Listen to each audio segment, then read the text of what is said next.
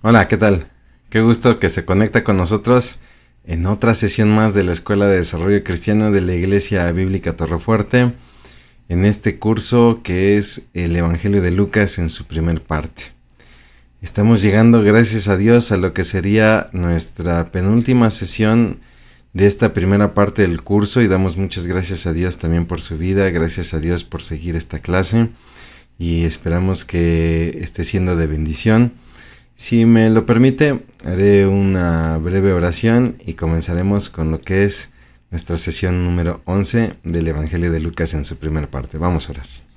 Bendito Dios Padre, cuántas gracias te damos por, Señor, el privilegio de poder escudriñar tu Evangelio, mi Dios, estas buenas nuevas del reino de Dios, estas buenas nuevas de salvación, Padre, pero sobre todo que para aquellos que hemos tomado la decisión de seguirte, podamos conocer a nuestro Señor Jesucristo, el Señor, su ministerio, Padre, y también, mi Dios, el poder reflexionar en todas aquellas situaciones, Padre, todas aquellas declaraciones que los apóstoles, los evangelistas, Dios, han plasmado en tu escritura. Te pedimos que seas tú en nuestros corazones, atesorando toda verdad, Padre, que edifica en nuestra vida, y que podamos responder conforme al propósito al cual tú nos has llamado. Te damos gracias también por todos los recursos dispuestos, Padre, para esta clase, pidiéndote que seas tú primeramente quien lleve esta clase. En el nombre de Cristo Jesús. Amén. Muy bien, pues como le decía, estamos prácticamente en esta sesión, la 11, de lo que sería el capítulo 11 del comentario de Alberto T. Platt, Verdadero Hombre, Verdadero Dios, un comentario que publicó Ediciones Las Américas de Alberto T. Platt, quien, bueno, pues fuera un director del Seminario Teológico, presidente del Seminario Teológico Centroamericano, el CETECA, ¿no? Quien estudiara su doctorado ahí en el Seminario Teológico de Dallas, y que nos regala en 2 volúmenes maravillosos un estudio, un comentario acerca del Evangelio de Lucas, el tercer Evangelio del Nuevo Testamento, enfocado sobre todo a la doble naturaleza de nuestro Señor Jesucristo, el Dios hombre, el perfecto Dios y el perfecto hombre. De ahí el nombre de esta publicación, Verdadero Dios, Verdadero Hombre. ¿Por qué? Porque el autor, como bien lo expresa, Lucas se enfoca en demostrar que Jesús fue un hombre real, no como los gnósticos de la época decían que la materia era mala y por lo tanto Jesús no pudo haber sido materia, y seguramente se trataba de alguna especie de espejismo o de fantasma, ¿no? Pero también habla de... Lucas también trata de presentar a Jesús como el verdadero Dios, como el Hijo de Dios, no como un enviado más, no como un profeta más, sino como el verdadero Hijo de Dios. Y en esto Lucas hace mucho hincapié, a lo cual Alberto T. Platt pues rescata dentro de su análisis en este evangelio, y nos regala este maravilloso comentario. Y es así que entramos entonces al inicio del ministerio de nuestro Señor Jesucristo en la región de Judea, ¿no? Prácticamente en sesiones anteriores hemos hablado del ministerio en la región de Galilea, pero ahora entramos al ministerio en Judea. Ese es el título de nuestra sesión de hoy. Y mire, aquí le estoy compartiendo a usted un mapa para irnos ubicando un poquito de cómo se desarrolló el ministerio, ¿no? Como siempre, lo he mencionado, algo que me gusta mucho en particular de Alberto T. Platt en sus comentarios es que siempre inicia sus capítulos con algún versículo que podríamos llamar es el versículo representativo o icónico del tema que se va a tratar, ¿no? Y dice ahí Lucas 9:51, cuando se cumplió el tiempo en que él había de ser recibido arriba, afirmó su rostro para ir a Jerusalén, ¿no? ¿Y cómo lo hará? Yendo precisamente a la región de Judea. Jerusalén está en la región de Judea. El ministerio de Jesús, si lo vemos, si lo analizamos, es un ministerio corto, son apenas 3 años de ministerio. Es cierto, Jesús gozaba de popularidad, pero esta popularidad era aparente, porque en realidad la gente, lo hemos establecido en sesiones anteriores, es gente muy voluble, es gente que, es cierto, le va a seguir, pero le va a seguir por motivos erróneos, ¿no? Le va a seguir porque piensan que los va a liberar de Roma, algunos le van a seguir porque simplemente tienen un interés personal, recibir comida, recibir alguna sanidad, etcétera. Pero una vez que lo reciben, pues prácticamente ya Jesús no les sirve, ¿no? Entonces realmente lo que está sucediendo aquí es que la gente, mucha de la gente, no va a entender el propósito del ministerio de Jesús, sobre todo de su predicación, de su mensaje, ¿no? Sin embargo, como mencionamos desde la sesión anterior, la 10, Dios va a usar este rechazo de la gente también para el propósito del plan de Dios, que es exaltar a Jesús, para lo cual primero tendrá que pasar por el sufrimiento, lo que Isaías le llama el siervo sufriente, ¿no? Y el Mesías debe pasar primero por el sufrimiento, y esto será a través de la cruz. Y la manera en que Jesús será llevado a la cruz es a través del rechazo de su propio pueblo, de los líderes religiosos de su pueblo, de muchos actores políticos, de muchos actores de importancia social de su pueblo, en fin, ¿no? Y Lucas nos narra el ministerio de Jesús, ya dejando las regiones del norte de Palestina para precisamente dirigirse a Jerusalén. Jesús sabía lo que le esperaba en Jerusalén, de ahí que es muy significativo el versículo 51 del capítulo 9 de Lucas. Afirmó su rostro, ¿no? Es decir, tomó la determinación aún sabiendo lo que le esperaba. Entonces, le comparto aquí un mapa donde es prácticamente la Palestina en los tiempos de Jesús, y donde, digámoslo así, Jesús la primera parte de su ministerio la ejerció mayormente aquí en Galilea, y para ser más exactos, alrededor de el mar de Galilea. Recuerde que Lucas no le va a llamar mar, va a ser más bien el lago de Genesaret o el lago de Galilea, porque pues obviamente Lucas había viajado a través de de aquí, que es el Mediterráneo, y que ese pues obviamente, claro que es un mar, ¿no? Entonces Jesús va a estar trabajando la primera parte de su ministerio aquí en Galilea. Aquí en Galilea están ciudades importantes como es Nazaret, ¿no? De ahí que Jesús dice la palabra que no pudo hacer muchos milagros en Nazaret. ¿Por qué? Porque la gente no creía en él, ¿no? Porque lo conocían y decían, ¿no es este el hijo del carpintero? No conocemos a su madre y a sus hermanos. ¿De dónde saca estas cosas, no? Ahora, ¿de dónde se volvió este maestro de la sinagoga o líder espiritual, ¿no?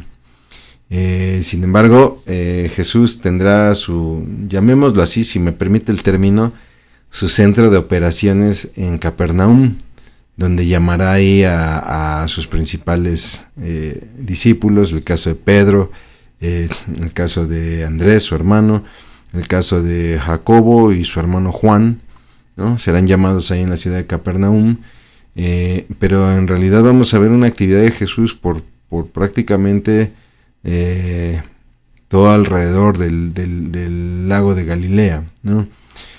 Sin embargo, ahora lo que va a suceder es que Jesús se va a dirigir aquí a la región de Judea. Vemos en la narración también, junto con otros evangelios, que obviamente Jesús iba a ministrar en la región de Decápolis, ¿no? De hecho, por ejemplo, endemoniados en Gadara, el endemoniado en Gadara, ¿no? Es decir, de los gadarenos. Gadara es una región que da aquí al lago, ¿no? Donde se despeñan esos cerdos, ¿no? Es una región que da al lago del lado de la Decápolis, ¿no? Pero también irá a la región de Fenicia, por ahí nos narran los evangelios, que aquí se ve muy pequeñito, pero está en las ciudades de Tiro y de Sidón. También ahí Jesús llegará a ministrar, pero mayormente lo hará aquí en la región de Galilea, la región que está en color verde, y después se desplazará a esta región de acá, que es la Judea, con su capital en Jerusalén, donde pues prácticamente tendrá los últimos días de su ministerio y padecerá su muerte y gozará de su resurrección. Antes de llegar a Judea, también realizará algunas acciones aquí precisamente en la región de Perea, y algunas acciones ocasionales, como lo veremos el día de hoy, también en Samaria, donde tendrá su encuentro, por ejemplo, con la samaritana, encuentro que solamente es narrado en el Evangelio de Juan, ¿no? Pero bueno, si hacemos un repaso general de lo que hemos estudiado, recuerden que en esta primera parte del curso de Lucas estudiamos el prefacio, donde se nos muestra el propósito del Evangelio, narrado por el propio Lucas, ¿no? Que le escribe a un Teófilo, ¿no? Y que le presenta los hechos como le han sido narrados, etc. Y de ahí habíamos hablado acerca del advenimiento del Hijo del Hombre, ¿no? Es decir, el nacimiento de Jesús desde su anunciamiento o anunciación, desde el nacimiento también de Juan el Bautista, ¿no? Después vendrá la preparación del Hijo del Hombre, es decir, su crecimiento y desarrollo, que no hay muchos datos al respecto realmente. Tenemos el incidente del templo cuando Jesús tenía 12 años, y Lucas nos dice que Jesús seguía creciendo en conocimiento, gracia y sabiduría para con Dios y para con los hombres, ¿no? Y de ahí, ahora sí, lo que sí tenemos mucho detalle es el ministerio en Galilea, ¿no? Que estudiamos hasta la sesión anterior. Y ahora vamos a comenzar, más bien dicho, con el ministerio en Judea. Algunos autores, si no me equivoco, Marcos, por ejemplo, nos narra un poquito acerca del ministerio en Perea antes de entrar a Judea. Bien, le repito, Jesús sabía lo que le esperaba en Jerusalén, ¿no? De ahí que él afirma su rostro, es una manera de mostrar la aceptación del plan de Dios. Y entonces va a pasar por Samaria y él pide a sus discípulos que anuncien su llegada a Samaria. Quizá la intención es tener una entrada triunfal como la tendrá en Jerusalén, pero no se va a dar, ¿no? Los samaritanos van a rechazar a los discípulos porque van a rechazar a Jesús, van a mostrar una apatía natural contra Jesús. ¿Por qué? Porque Jesús, número 1, es judío, y número 2, porque va para Jerusalén. Y seguramente va a Jerusalén porque, como todo judío, piensa que allá es donde se debe de adorar. Sin embargo, los samaritanos habían establecido, como se los enseñaron sus padres, que la adoración tenía que ser en un monte de la localidad que se llama Gerizim. Si revisamos ahí en el Evangelio de Lucas, de Juan, si no mal recuerdo es el capítulo 4, donde se da el encuentro con la mujer samaritana. Uno de los puntos que expone la mujer samaritana: veo que eres judío, tú siendo judío me hablas a mí que soy mujer. O sea, un hombre dirigiéndose a una mujer, y más tú, hombre judío, hablándole a una samaritana. Pienso que eres profeta, ¿no? Son declaraciones que va haciendo esta mujer. Veo que eres profeta, ¿no? Y entonces la mujer trata de sacar a la mesa un tema polémico, ¿no? Ustedes dicen que en Jerusalén es donde se debe de adorar, pero nuestros padres nos han enseñado. Note la diferencia. Ustedes dicen, así como casi de chismosos, Se inventaron que en Jerusalén se tiene que adorar. Pero nuestros padres nos enseñaron que es en este monte, en el monte Gerizim, donde se debe adorar. La respuesta de Jesús es maravillosa. Sé que el propósito ahorita no es comentar el Evangelio de Juan, pero nos permite ver el corazón de los samaritanos y de los judíos, ¿no?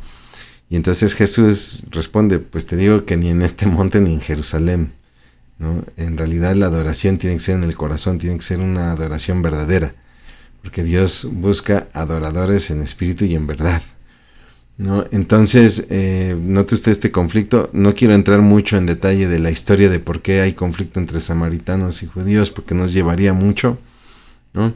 Menciono así uno rápido. Cuando se da el cautiverio de Israel, de Judea, sobre todo el cautiverio a Babilonia, los samaritanos, al igual que los edomitas, van a tratar de hacerse de Jerusalén, ¿no? Y eso los va a llevar a darle la espalda a los judíos. Por eso es que ya hay un odio, pero hay un odio muy previo, es muy previo, desde los tiempos de David, vamos, ¿no? Entonces, estamos hablando de una rivalidad añeja, que se verá reflejada en la apatía que tendrán los samaritanos por Jesús. Claro que no le van a hacer una entrada triunfal con estas palmas, ¿no? Claro que no va a suceder. Por esa razón es que Santiago y Juan le dicen a Jesús, al ver este rechazo le dicen a Jesús, Señor, permítenos orar y ahorita hacemos que caiga fuego sobre ellos, ¿no? Para que les consuma. De ahí que se ganan este mote de los hijos del trueno, ¿no? Este apodo. Sin embargo, Jesús les reprende. ¿Por qué? Porque no es obviamente esa la actitud con la cual nosotros tenemos que proceder si sufrimos rechazo. Y más por causa del Evangelio, ¿no? Más por causa de Jesús. Y ahí también Jesús va a sufrir otra clase de repudio. Bueno, no sé si ahí exactamente en Samaria, ¿no? Pero el pasaje del capítulo 9 hacia el final se presentan 3 casos, 3 personas. Podría yo decir que 2 de ellos se acercan a Jesús. En uno de los 3 casos es Jesús quien se acerca a la persona, ¿no? Pero uno de ellos, por ejemplo, le dice, Maestro, yo te seguiré a donde tú vayas. Y no me dejará mentir cuántas personas no se acercan muchas veces así a la iglesia o al cristianismo, ¿no? Es que yo quiero seguir a Jesús, no me importa dónde tenga que seguirlo, ¿no? Sin embargo, Jesús confronta a la persona. Bueno, las zorras tienen cuevas, ¿no? Pero el Hijo del Hombre no tiene ni dónde postrar su cabeza. O sea, no tengo nada que ofrecerte. Hasta ahí queda la historia, no nos dice más, ¿no? En otra de ellas, Jesús es quien invita a la persona. Es el propio Jesús quien invita a la persona, lo llama. Y entonces la persona es la que responde, ¿no? O sea, Jesús le dice, ven, sígueme. El hombre dice que acepta, pero le dice, Señor, deja que primero regrese a casa y entierre a mi padre. Que también es un pasaje mucha polémica, ahorita lo vamos a comentar, ¿no? Pero primero hay que observar que es Jesús quien hace la invitación. El hombre no llegó a decirle, Señor, yo te quiero seguir, pero mira, tengo un problema. Dame chance regresar a casa y enterrar a mi padre, ¿no? No, es Jesús quien lo llama. Oye, tú, ven y sígueme. Y dice la palabra que el hombre acepta, o sea, le dice, sí te sigo, pero déjame regresar a mi casa y enterrar a mi padre. A lo que Jesús le responde, deja que los muertos entierren a sus propios muertos. Me gusta mucho la versión de la Nueva Traducción Viviente, porque dice, deja que los muertos espirituales entierren a sus propios muertos. Ha causado polémica esto porque de repente muchos dicen, oye, es que, o sea, ¿cómo es posible? ¿Qué clase de Dios es Jesús que no permite que este muchacho vaya a enterrar a su padre muerto? ¿No? A lo cual tendríamos que responder, ¿y quién dijo que el padre estaba muerto? ¿No? Lo que el muchacho está diciendo es, yo te quiero seguir, pero mira, mi papá, pues quizá ya es un hombre mayor, dame chance de seguir viviendo con él, y una vez que muera, lo entierro y ahora sí te sigo. Es decir, no obviemos que el padre ya estaba muerto. Esta expresión, deja enterrar a mi padre, es una expresión popular que significaba déjame pasar los últimos días con mi padre hasta que muera y lo entierre, ¿no? Y de ahí que podemos relacionar este pasaje con las palabras de Jesús de cualquiera que no aborrece a padre, madre, hijos, hijas, hermanos, hermanas, por causa de mi nombre no es digno de mí. Y ojo, el término aborrecer es muy fuerte, ¿no? No se trata de odiarlos, ¿no? Sino más bien es aquel que antepone, como dicen otras versiones, ¿no? Primero el amor por sus padres, sus hermanos o sus hijos, que por mí en realidad no es digno de mí.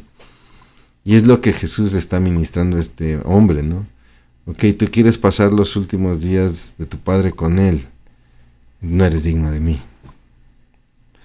Deja que los que están muertos espiritualmente, que los que no conocen de Dios, que los que no han sido testigos de estas obras y estos milagros, pues sigan esas costumbres. Pero para todo aquel que me ha conocido y que ha sido testigo, no puede dejar de preferirme, ¿no? Es así de directo es tener un diálogo con Cristo Jesús. El tercer caso es un hombre que dice algo similar, ¿no? Sí, Señor, te seguiré, pero primero deja que me despida de mi familia. Y entonces Jesús dice, el que pone la mano en el arado, aquí es la enseñanza para los dos casos, ¿no? El que pone la mano en el arado y luego mira atrás, no es apto del reino de Dios. Vamos a ser prácticos. Piense usted que está arando la tierra, ¿no? Sí. Quizá yo no he sido campesino, pero he visto a las personas arando la tierra y obviamente es un instrumento muy pesado que es jalado por animalitos y me queda muy claro que no puedes hacer este ejercicio mirando atrás, ¿no? Es como un médico que va a iniciar una cirugía, ya tiene el escalpelo y va a empezar la operación, hacer la incisión y está viendo el fútbol, ¿no? O está platicando con otra persona en el quirófano y ni siquiera está viendo lo que está haciendo. No, toda la atención tiene que estar puesta en lo que se está haciendo, ¿no? No puedo dejar que los animalitos lleven la yunta y yo estar volteando a otro lado. Requiere toda mi concentración. Y entonces prácticamente Jesús está dando esa enseñanza, ¿no? Todo aquel que me quiera seguir requiere de toda su concentración en mí. No puede estar volteando su corazón anhelando otras cosas. No quiere decir que dejes de amar a tus padres, a tus hermanos, que te separes de ellos y te vayas a un monasterio. No, sí puedes seguirles amando, sí puedes seguirles apoyando, pero no pueden ser la prioridad. La prioridad es Cristo Jesús. Sin embargo, en los tres casos, ¿no?, que nos presenta Lucas, vemos a un común denominador. Tres personas con deseo, pero no con convicción. Y entonces Jesús a los tres les deja muy claro, ¿no?, que no hay nada más importante que Cristo mismo y su mensaje. Entonces no hay pero que valga. Lucas no nos dice qué pasa con los tres hombres. No sabemos si al final sí terminan siguiendo a Jesús o no, pero podemos inferir que no perseveraron, ¿no? No son mencionados posteriormente, ¿no? Si ellos hubieran dado una respuesta digna de fe, hubiera sido registrada por el evangelista, pero todo parece indicar que no. Bien, es así entonces que se inicia el camino a Judea, donde Jesús ahora va a comisionar a 70. El Evangelio nos dice que son 72, ¿no? Ya había enviado previamente a sus 12 discípulos, lo recordará usted en sesión pasada. Ya había enviado a sus 12 discípulos con instrucciones, que aquí las analizamos y que volverán a darse esas mismas instrucciones, ¿no? Pero ahora enviaba a 72 de ellos con una advertencia, ¿no? El mensaje no va a ser aceptado, ¿no? El mensaje no va a ser aceptado, y no solamente eso, sino que van a enfrentar a personas perversas, malvadas, ¿no? Tampoco hay que confundir esta comisión de los 70 o los 72 con la gran comisión al final del Evangelio de Mateo 28, porque esa gran comisión está hablando de la responsabilidad que tenemos como iglesia, el id y predicad a todas las naciones, bautizándolos en el nombre del Padre, del Hijo y del Espíritu Santo. Es una comisión que tenemos todos en todo tiempo. Usted y yo tenemos que ir y hacer discípulos, bautizándolos en el nombre del Padre, el Hijo y el Espíritu Santo, ¿no? Aquí estamos hablando de la narrativa de unas comisiones en particular, ¿no? La de los 12 discípulos antes y esta que nos ocupa en el capítulo 10 del Evangelio, donde manda a 72 discípulos y les advierte que los enviará como ovejas en medio de lobos, ¿no? O sea, no va a ser sencilla la comisión. Sin embargo, les recuerda nuevamente no llevar nada que se vuelva un estorbo, ¿no? Dinero, bolsas, sandalias extra, ¿no? Les vuelve a recomendar que en la ciudad en la que estén permanezcan en la misma casa, que no anden de casa en casa, que eviten la ociosidad, que no estén perdiendo el tiempo deteniéndose a saludar y sobre todo con estos rituales de salutación de los israelitas, ¿no? Y que acepten todo lo que les ofrezcan, todo lo que les den de comer, etcétera, que lo ofrezcan y que sanen a los enfermos, ¿no? Les advierte también de el rechazo y les da nuevamente la indicación de sacudirse los pies, ¿no? De todos aquellos que los rechacen como una señal de abandono a su suerte. Habíamos comentado esto en la sesión anterior, que decíamos que mucha gente lo malinterpreta y lo usa más para condenar a las personas cuando se les comparte Cristo y no quieren escuchar y ya casi los entregamos a Satanás, ¿no? Y tratan de respaldarse mucho en este pasaje. No es así. Cuando una persona rechaza abiertamente a Cristo y su mensaje, pues lo único que le queda, como dice Pablo, es esperar la expectación, la horrible expectación de la muerte del infierno, ¿no? Y bueno, pues prácticamente viven a su suerte, ¿no? Pero ojo, en nuestros días usted y yo podemos compartirle a alguien, al señor de la tienda, ¿no? A alguien que está en la sala de espera de un hospital o de un consultorio, qué sé yo, y quizá en ese momento la persona nos cambie la plática o nos corte la conversación, etcétera, pero eso no significa expresamente que la persona está rechazando al Señor, ¿no? Quizá en un futuro se acercará a otra persona que le hable y en una mejor circunstancia y abra su corazón, ¿no? Entonces hay que tener mucho cuidado con esto de mostrar el rechazo, sacudiéndonos los pies, etcétera, ¿no? Aquí Jesús hace un lamento por Corazín, Betsaida y Capernaum, por 3 ciudades. Lo hará a través de algo que se conoce como ayes. Los ayes son expresiones de lamento acompañadas por la interjección ay, ¿no? Ay de ti, Corazín, ay de ti, Betsaida, ¿no? Ay de ti, Capernaum, porque será más ligero el castigo en Sodoma y en Gomorra que en ti. Porque si se hubiese hecho en Sodoma y en Gomorra lo que tú viste, quizá ellos hubieran obrado con mayor temor como tú no lo hiciste, ¿no? Es un juicio terrible. Estos ayes son terribles. Ay de ti, Jerusalén, ¿no? Es la más popular. Que quise juntar a tus hijos como la gallina junta a sus polluelos, pero no me quisiste escuchar, no me aceptaste, ¿no? Sin embargo, en la narración, después de este lamento por estas ciudades, regresan los 72 comisionados, presentan su informe. Señor, hasta los endemoniados, los demonios, se nos sujetaban, ¿no? Jesús se llena de gozo. Mire que no es tan fácil encontrar pasajes donde nos diga que Jesús se llena de gozo, pero este es uno de ellos. Y bendice a sus discípulos y los bendice porque dice: ustedes han visto y oído lo que muchos profetas anhelaron ver y escuchar. En el pasado, muchos profetas hablaron de aquel que habría de venir y que haría grandes cosas, y hubieran dado lo que fuera por haberlo visto. Ellos lo estaban viendo en su presente. Es un poco similar a lo que nos pasa a nosotros. ahora como el futuro. ¿Cómo nos encantaría a muchos de nosotros viajar al pasado y ver a Jesús y verlo obrar, ¿no?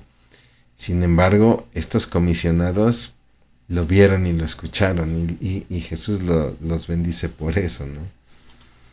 Viene también la confrontación con un maestro de la ley, donde quiere probar a Jesús. Está muy claro que lo quiere probar porque le hace una pregunta: Maestro, ¿qué debo hacer para heredar la vida eterna? Y en alguna otra circunstancia podría parecer una pregunta simple y honesta, ¿no? Si eres el Hijo de Dios, ayúdame, ¿qué tengo que hacer para heredar la vida eterna? Pero la pregunta no es sincera. ¿Por qué? Porque lo vemos desde la actitud de este maestro que siempre busca justificarse, ¿no? Jesús lo remite a la ley y a la interpretación de la ley, ¿no? Bueno, ¿cuál es el más grande mandamiento? Y él responde: amarás al Señor tu Dios con toda tu alma, con toda tu mente y con todas tus fuerzas. Ok, ¿y cómo lo interpretas? ¿No? Y entonces el maestro responde muy bien, así palomita para el maestro de la ley. ¿Por qué? Porque respondió apelando a su experiencia como maestro de la ley, como escriba, como rabino. Cita así a cabalidad el mandamiento. Y entonces Jesús le hace una confrontación más práctica. Ok, haz esto y vivirás. Entonces el maestro quiere evadir esta confrontación, ahora probando el conocimiento de Jesús. A ver, Jesús, entonces vayamos más profundo. Yo te preguntaría: ¿quién es mi prójimo? Seguramente esto habrá sido un tema que este maestro habrá discutido con otros maestros. A ver, maestros, si la ley dice que amemos a Dios con toda nuestra alma, con todas nuestras fuerzas y con toda nuestra mente, y que amemos al prójimo como a nosotros mismos, definan quién es el prójimo, ¿no? Y seguramente ya habrán discutido, y habrán sacado sus egos intelectuales, etc. Pero con Jesús no va a pasar así. Con Jesús no va a pasar así. Porque Jesús le va a responder con una historia maravillosa. Pero Jesús le responde con una historia porque Jesús logra ver a un hombre que en cierta manera se está autojustificando, ¿no? Normalmente los escribas rechazaban a mucha gente. Los judíos repudiaban a muchas otras etnias, a los samaritanos, por ejemplo, ¿no? Y entonces, para todo aquel que le cuesta amar, el gran mandamiento se vuelve una confrontación de parte de Dios. Amar a Dios con todas tus fuerzas, con toda tu mente, ¿no? Con todo tu corazón, y amar a tu prójimo como a ti mismo, es de mucha bendición si tienes esta capacidad de amar. Pero para aquel que le cuesta amar, que todo el tiempo está atacando a los demás, que todo el tiempo cabalga en montadura de soberbia, y que todo el tiempo los demás le quedan cortos, su deporte favorito es recalcar las debilidades de otros, no tiene paciencia para con otros, etc. Le cuesta amar. Este mandamiento se vuelve una losa muy pesada. Y aunque este maestro de la ley se quiere ver hasta como muy filosófico, bueno, y si hablamos de prójimos, ¿qué define a un prójimo? ¿Quién es mi prójimo? Jesús responde con esta parábola que es maravillosa: el buen samaritano. Le invito a que lea la parábola. Estas son parábolas que vale la pena leer con detenimiento, ¿no? Una historia basada en una realidad muy común en la época, ¿no? Jesús habla de un hombre que es asaltado en el camino de Jericó a Jerusalén. Y esa era la realidad. Era un camino muy peligroso. Es un camino de 27 kilómetros. De Jerusalén a Jericó había que descender unos 925 metros, ¿no? Un camino muy... si bien es cierto que era un camino necesario, era un camino un tanto solitario, por lo tanto, pues tenía todas las condiciones para los asaltantes, ¿no? Era ideal para los asaltantes. Tome en cuenta que Jericó era una ciudad en tiempos de Jesús poblada mayormente por sacerdotes y levitas. Entonces, no es extraño que esta persona que había sido asaltada, que había sido golpeada y despojada de todo, pues haya pasado un sacerdote y después haya pasado un levita y ninguno de los dos lo haya atendido, ¿no? Ninguno de los dos haya socorrido a este judío, pero sí lo hará un samaritano, odiado por los propios judíos. De hecho, la persona que es golpeada, que es asaltada, Jesús dice un judío, es un judío. No es coincidencia todos los elementos que Jesús está presentando en esta historia, que nos llevaría a pensar si, más que una historia inventada para ilustrar una enseñanza, quizá Jesús estaba narrando una historia verídica. Pero llama la atención que Jesús destaca el detalle de que es un judío que es asaltado, golpeado severamente, queda tendido y pasa un sacerdote cuya función es bendecir a su pueblo judío, y pasa un levita cuya labor es bendecir y proteger al pueblo judío, y pasan de largo. Y sin embargo, un samaritano, que han tenido esta disputa de dónde se debe de orar, si en Jerusalén o en Gerizim, etc. Samaria fue la capital del reino del norte, Jerusalén la capital del reino del sur. Entonces había una gran disputa por años, les repito. Pues este sí se detiene. Este sí se detiene y lo atiende, le cura las heridas, le pone un ungüento, lo trepa en su asno y lo lleva a una casa con un posadero, paga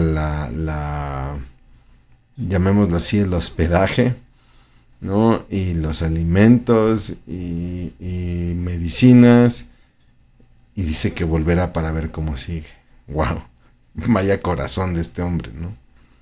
Y entonces Jesús confronta al maestro de la ley, nuevamente con la pregunta: ¿quién te parece que se comportó como prójimo del que fue asaltado? Y ahora sí, el maestro de la ley no podrá apelar a su intelecto, no podrá apelar a su experiencia en la sinagoga. Ya su respuesta no podrá ser intelectual. De hecho, su respuesta será contraria a sus prejuicios. No, pues el que mostró misericordia. En algunas versiones dice el que mostró compasión, es decir, el samaritano.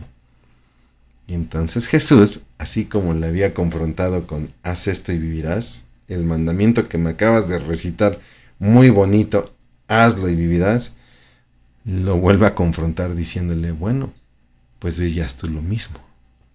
Muestra misericordia y compasión con otros. Y entonces tu respuesta quedará a la pregunta que has hecho. ¿Cómo puedes alcanzar el reino de Dios? ¿Cómo puedes heredar la vida eterna? Pues ahí tienes la respuesta, ¿no? Maravilloso, la verdad es un pasaje que a mí me encanta, ¿no? Bien, de ahí Jesús visita a Marta y a María. Estamos prácticamente al final del capítulo 10, donde Jesús visita a Marta y a María. Y lo que nos refiere Lucas es, pues obviamente es la visita a casa de amigos. No es una visita diplomática o cosa por el estilo, no, es la visita a unos amigos. Se entiende que son amigos, pues llamémoslo así, íntimos, ¿no? Se entiende que son amigos íntimos, aunque Lucas solamente menciona a Jesús, Marta y María. Es decir, sabemos que por otros evangelios que Marta y María, y de hecho por el mismo Lucas, sabemos que Marta y María son hermanas de Lázaro, pero no se menciona a Lázaro en este pasaje, ¿no? Obviamente Lázaro es mencionado en Juan 11 por el milagro de la resurrección de Lázaro, ¿no? Pero al menos en este encuentro, pues no sabemos si estaba también ahí Lázaro o alguno de los discípulos de Jesús. No. Sabemos por otros evangelios que Esta casa pues estaba en Betania, aproximadamente a 1 kilómetro 200 metros de Jerusalén, en el camino, este camino peligroso precisamente a Jericó. Y el pasaje nos muestra a dos hermanas, a Marta como una mujer muy activa y muy impulsiva, vemos que es impulsiva por la manera en cómo se queja de su hermana con Jesús, y vemos a María como una mujer más quieta, más pasiva, como más contemplativa, ¿no? Sin embargo, ojo, no perdamos de vista esto, por favor, las dos aman a Jesús. Marta se mueve por su misma actividad, por ser activa, está motivada por preparar lo mejor para Jesús. Y el pasaje, creo que la enseñanza que nos da el pasaje es el no dejar que esta motivación caiga en el afán, porque el problema es que Marta quiere dar lo mejor para Jesús y termina afanándose, y ese afán la domina. Jesús le muestra a Marta con esta respuesta que le da: Marta, Marta, afanada y turbada estás por estas cosas, ¿no? Pues que el afán trae turbación. Y lo vemos, muchos hermanos que son apegados a las agendas, ¿no? Y que si de repente no sale como lo dice la agenda, se transforman, ¿no? Casi. ¿No? Hermanos que hacen todo un libreto de vida y las cosas tienen que salir como este libreto prefijado hasta con meses de anticipación. Y si las cosas no se cumplen porque otra persona cambió los planes, vamos, hasta porque el mismo clima o la naturaleza cambió los planes, caen en turbación, caen hasta en amargura. Y entonces Jesús nos enseña que tenemos que aprender a atender lo verdaderamente necesario, ¿no? Tenemos que aprender lo verdaderamente necesario. Le leo la nueva traducción viviente. Mi apreciada Marta, estás preocupada y tan inquieta con todos los detalles. Hay una sola cosa por la que vale la pena preocuparse, lo verdaderamente necesario. María la ha descubierto y nadie se la quitará. Tenemos que aprender a descubrir la buena parte, la dice la Reina Valera 60, la cual no nos será quitada. Entonces, ¿cuál es esa buena parte? ¿Qué es eso que María había descubierto? La comunión espiritual. Mi hermano, mi hermana, la comunión espiritual está muy por encima de todo arreglo y comodidad. Tenemos una reunión en la iglesia y va a haber comida, y he visto hermanos que están enojadísimos porque no se sirvió como se tenía que servir, o no se pusieron las sillas o las mesas como se tenían que poner, etc. Y están tan molestos y tan enojados que se les olvidó el propósito principal del por qué esa comida y esa reunión, que es tener comunión, y una comunión espiritual. Jesús no reprueba la actividad de Marta, y tampoco nos enseña que María estaba bien por ser contemplativa, ¿no? No se trata de que en el cristianismo tenemos que ser contemplativos y caer en estado zen y meditar en las cosas de Dios. No. Lo que Jesús censura en Marta es esta actitud que tiene, esta libertad que se da a ella de enjuiciar a su hermana. ¿Y cuántas veces tú y yo no nos tomamos la libertad de enjuiciar a nuestros hermanos porque hicieron algo que simplemente se salió de nuestra agenda o de nuestros planes? Porque estamos bien afanados y estamos bien turbados, mi hermano. Y la verdad es que este pasaje sí nos deja mucha enseñanza. De ahí, bueno, pues sucede que está Jesús con discípulos, con personas, y uno de ellos le pide que les enseñe a orar, ¿no? No se dice el nombre de quién es el que le pide, le hace esta petición, y se debe de entender que este pasaje es diferente al que se presenta, por ejemplo, en Mateo, si no me equivoco es el capítulo 6 de Mateo. En Mateo 6 es uno de los 12 discípulos quien le pide que le enseñe a orar. Aquí se entiende que o bien fue uno de los 72 discípulos que fueron enviados en la comisión, o ya fueron personas diferentes, ¿no? Recuerde que Lucas enfatiza mucho la vida de oración de Jesús, ¿no? Y entonces pues los seguidores se dan cuenta de esta vida de oración y le dicen o le hacen la petición que los enseñe a orar como Juan enseñaba a sus discípulos. Por eso es que no creemos que hayan sido algunos de los apóstoles o los 12 discípulos de Jesús, porque ellos no eran discípulos de Juan, ¿no? Y no tenían como mucho contacto con los discípulos de Juan, pero estas personas se entiende que habían tenido contacto con los discípulos de Juan, ellos habían observado cómo Juan les enseñaba a sus discípulos a orar, y entonces le piden a Jesús que hagan lo mismo con ellos, ¿no? No piden aprender el hábito de orar. Hay que entender esto, porque de repente nosotros pensamos que, discúlpeme usted que lo diga así, que eran unos tontos, ¿no? Solemos pensar que la gente del pasado, por como la describe la historia, era tonta, ¿no? Pensamos que el hombre de las cavernas era tonto y se pegaba ahí con su garrote, ¿no? No, son personas inteligentes, ¿no? Entonces, no estamos hablando de personas que no sabían, no tenían la más remota idea de cómo orar. Son judíos. Y si algo hacían en la sinagoga era orar, ¿no? Más bien lo que están pidiendo es un modelo de hablarle al Padre que habían visto en Jesús, que no habían visto en ningún otro de sus maestros. Y entonces viene esta famosa oración ejemplar que conocemos como el Padre Nuestro, ¿no? Donde en Lucas tiene como ciertas variantes respecto a Mateo, por eso es que pensamos también que son dos situaciones diferentes, ¿no?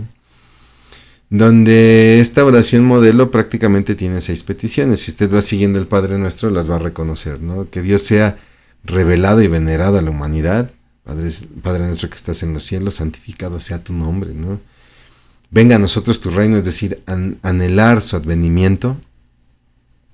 Usted y yo como cristianos anhelamos el regreso de nuestro Señor Jesucristo. La sumisión y la aceptación de la voluntad divina, hágase tu voluntad en la tierra como en el cielo. La provisión diaria, el pan nuestro de cada día, dánoslo hoy. El perdón, pero ojo, también el compromiso para perdonar. Perdónanos como también nosotros perdonamos, ¿no? Y librarnos de la tentación, ¿no?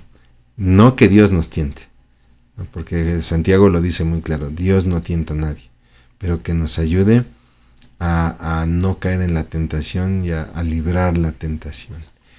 Y bueno, termina el pasaje con la instrucción, ¿no? La sesión de hoy la vamos a terminar con la instrucción de la oración. Ellos habían pedido que les enseñara a orar, les da un modelo y les ministra acerca de la oración con 2 parábolas, ¿no? Un amigo dice que inoportunamente a la medianoche o en la madrugada le llega una visita, necesita pan y va a ver a su mejor amigo o va a ver a su amigo y le toca que por favor le dé pan porque tiene un huésped que acaba de llegar de viaje en ese momento y no tiene que darle, ¿no? Y Jesús reflexiona con las personas que lo están oyendo y les dice, miren, a lo mejor no se pararía por ser su amigo, porque pues él ya se acostó con su esposa y ya acostó a sus hijos. Ya todos están descansando, ya cerró las puertas. Y aunque fuera su amigo, si bien no se va a parar por esa razón, se va a parar simplemente ya por haberle despertado y por ser inoportuno a esa hora. Y le va a dar el pan. Dios no se comporta así. A Dios nunca lo vamos a inoportunar. Si me permite la expresión.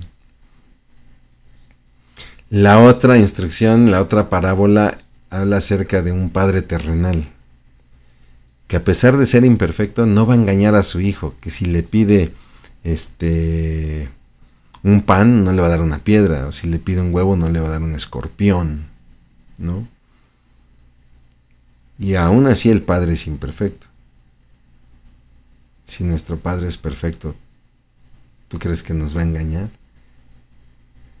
Es importante que nosotros tomemos lo básico de la enseñanza. Siempre, mi hermano, quiero hacer esta aclaración, es muy importante. Siempre que estudiemos parábolas, la parábola tiene una enseñanza. Tenemos que tomar la enseñanza de la parábola y no tratemos de agregar significados que el autor no ha pretendido enseñar. Porque muchas veces caemos en la tentación y en el error de comenzar a darle significados a las parábolas. Hablábamos hace rato del buen samaritano. La enseñanza es demostrar quién es el verdadero prójimo, Y como bien lo dijo el maestro de la ley, aquel que mostró compasión. De los tres, el que mostró compasión, ese es el verdadero prójimo. Y esa es toda la enseñanza de la parábola. Ni el mesonero tiene significado, ni el camino tiene significado, ni el levita o el sacerdote por sí mismos tienen un significado más allá de. Entonces, tengamos mucho cuidado. En estas dos ilustraciones no querramos empezar a dar un significado. Ah, sí, mira, es que el amigo que busca el pan representa esto. El pan por sí mismo representa esto. La persona que llegó de viajes ahora representa esto. Y empezamos lo voy a decir así, a manipular la escritura. No debemos hacer que cada palabra o cada frase tenga un sentido místico o especial que el autor no le ha puesto. Y Jesús ministra mucho con parábolas, por lo tanto es muy importante siempre tener presente, es una regla de hermenéutica, es una regla básica de interpretación de las escrituras. Sobre todo para parábolas, también me atrevería a decirlo en la profecía, pero sobre todo en parábolas, no le demos significado a todo que el autor no se lo haya dado, ¿no? No hagamos alegorías de aquello que la Biblia no hace alegoría. Dios está dispuesto en todo tiempo y Él es el Padre perfecto quien no engaña y nos ofrece lo mejor, que es el Espíritu Santo. Esa es la enseñanza de esas dos parábolas. Y ojo, cuando en el pasaje, por ejemplo, nosotros vemos que el pasaje nos dice que el Padre da el Espíritu Santo. Me voy a ir aquí es el 13, el versículo 13 del capítulo 11. Así que si ustedes, gente pecadora, saben dar buenos regalos a sus hijos, ¿cuánto más su Padre Celestial dará el Espíritu Santo a quienes lo pidan? Aquí hay iglesias que han enseñado que hay que pedir el Espíritu Santo, ¿no? En lo personal, nosotros en la Iglesia Bíblica Torrefuerte no lo creemos así. Nosotros creemos que la persona recibe al Espíritu Santo al mismo tiempo que acepta a Cristo en su corazón. Respetamos lo que otras posturas doctrinales enseñan, ¿no? Pero sí vale la pena, hacer la aclaración aquí, ¿no? Cuando el pasaje dice que su Padre Celestial dará el Espíritu Santo a quienes lo pidan, ¿no? No está diciendo que hay que pedirle a Dios que el Espíritu Santo venga a nuestra vida. Si nos vamos a Gálatas, capítulo 4, verso 6, lo voy a leer para todos ustedes. Dice así: y debido a que somos sus hijos, es decir, a que ya hemos recibido a Cristo en nuestro corazón, Dios envió al Espíritu de su Hijo a nuestro corazón, el cual nos impulsa a exclamar: Abba Padre. Entonces consideramos que no es necesario tener una segunda experiencia en la cual necesitamos ahora pedir el Espíritu Santo. Eso es lo que conocemos como doctrinas de segundas experiencias. Cuando recibes a Cristo, pero ahora tienes que hacer algo más, ¿no? Como una especie de sacramento, donde tienes que hacer algo más. ¿Por qué nosotros no creemos en doctrinas de segundas experiencias? Porque creer en doctrinas de segundas experiencias significaría que entonces la obra de Cristo no es completa o no es suficiente. Yo no tengo que hacer nada más para terminar de alcanzar una gracia que en la cruz de Cristo no se pudo alcanzar. Cristo en la cruz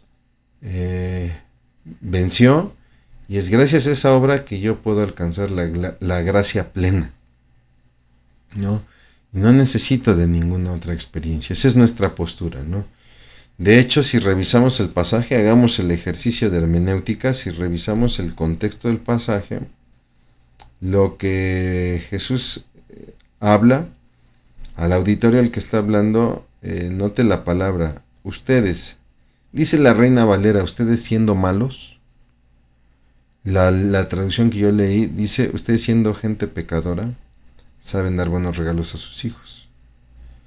Entonces, ¿cuánto más si ustedes, que son gente pecadora, que necesitan a Dios, si le piden a Dios, les va a dar el Espíritu Santo. ¿Cómo? A través de recibir a Cristo en su corazón, a través de nacer de nuevo. Porque todo aquel que entrega su corazón a Cristo y le confiesa como su Salvador, inmediatamente recibe el Espíritu Santo. Entonces, sí es cierto, la petición de enseñar a orar fue de un discípulo, que entendemos tenía a Cristo en su corazón. Pero Jesús ya se está dirigiendo a la gente. Y dentro de esta gente se entiende que muchos no eran discípulos. Y por eso es que establece esta declaración, ¿no? Bien, para terminar, vamos a hacer algunas preguntas de reflexión. ¿Usted tiene verdadera convicción de seguir a Jesús o solamente tiene el deseo? Como aquellos tres, ¿no? Que mostraron deseo, pero no tenían la convicción. ¿Usted tiene verdadera convicción o solamente tiene deseo? ¿Usted vive su vida cristiana en el intelecto o la vive inclusive por encima de sus propios prejuicios? A veces corremos el riesgo de vivir un cristianismo en base a lo que hemos estudiado. Pero tenemos que entender que vivir el cristianismo significa romper muchos paradigmas, les llamamos ahora, ¿no? ¿En algún punto de su vida cristiana está siendo dominado por el afán? ¿Está usted viviendo una vida turbada como Marta? ¿Usted está viviendo una vida de oración con Dios o simplemente ora? ¿O simplemente está orando? Porque una cosa es orar, simplemente por orar. Voy a orar porque pues, tengo que orar por los alimentos, ¿no? Hasta la oración se vuelve como una carga. He visto inclusive esta situación de, ya empezaste a comer, ahora te toca orar, ¿no? O sea, ya la oración se volvió un castigo, ¿no? Cuando en realidad la oración tiene que ser un estilo de vida, como lo hacía el Señor Jesucristo. Mi hermano, mi hermana, yo le agradezco mucho que me haya acompañado ya en esta sesión, la 11, la penúltima sesión de esta primera parte del Evangelio de Lucas. Haré una breve oración y daremos terminada esta clase. Vamos a orar. Bendito Dios, cuántas gracias te damos por tu bondad, Padre. Gracias, mi Dios, porque, Señor, estudiando el ministerio de nuestro Señor Jesucristo, aprendemos tantas cosas, Padre. Gracias por las parábolas. Gracias por las enseñanzas directas, básicas, elementales que nuestro Señor Jesucristo nos compartió a través de estas parábolas. Ayúdanos, Padre, a no desviarnos tratando de buscar significados o sentidos que no están ahí, Padre, sino al contrario, responder a aquello que pareciera tan básico, pero Señor, que se vuelve en todo un reto en nuestra vida. Te damos gracias por todo esto en el nombre precioso de Cristo Jesús. Amén. Mi hermano, mi hermana, yo le agradezco mucho. Que Dios le bendiga.